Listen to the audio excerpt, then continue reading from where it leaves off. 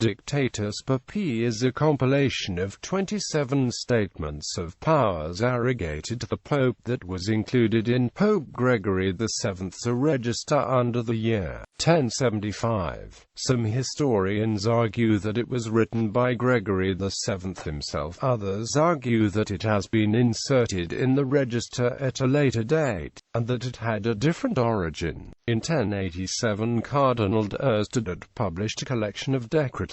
dedicated to Pope Victor III that embodied the law of the Church, Canon law, which he had compiled from many sources, both legitimate and false. The Dictatus papae agrees so clearly and closely with this collection that some have argued the Dictatus must have been based on it, and so must be, of a later date of compilation and insertion in the papal register than 1087. Dictatus papae is a heading in the letter collection that implies that the Pope composed the piece himself. It does not mean a papal dictate or any kind of a manifesto, rather it means papal dictation. It was not published in the sense of being widely copied and made known outside the immediate circle of the papal curia. None of the conflicts of the years 1075 and following can be directly traced to opposition to it. The principles expressed in Dictatus papae are those of the Gregorian reform, which had been initiated by Gregory decades before he ascended the throne as Gregory VII. The axioms of the Dictatus advance the strongest case of papal supremacy and infallibility. The axiom that it may be permitted to him to depose emperors qualified the early medieval world balance embodied in the symbol of the two swords, spiritual and temporal, the complementary powers of potestas and auctoritas, under which the West had been ruled since Merovingian times, based on Roman precedents, and emphasized the spiritual over the temporal.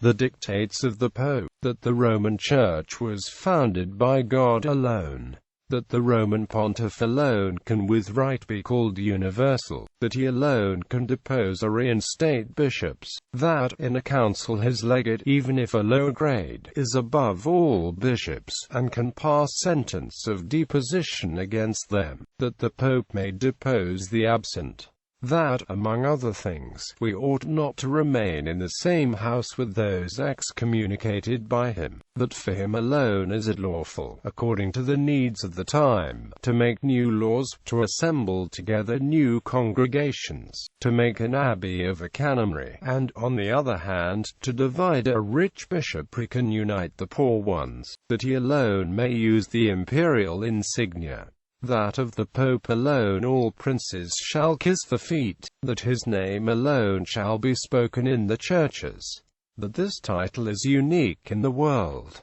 that it may be permitted to him to depose emperors, that he may be permitted to transfer bishops if need be, that he has power to ordain a clerk of any church he may wish, that he who is ordained by him may preside over another church, but may not hold a subordinate position, and that such a one may not receive a higher grade from any bishop, that no synod shall be called a general one without his order, that no chapter and no book shall be considered canonical without his authority, that of sentence passed by him may be retracted by no one, and that he himself, alone of all, may retract it, that he himself may be judged by no one, that no one shall dare to condemn one who appeals to the apostolic chair, that to the latter should be referred the more important cases of every church, that the Roman Church has never erred, nor will it err to all eternity, the Scripture bearing witness,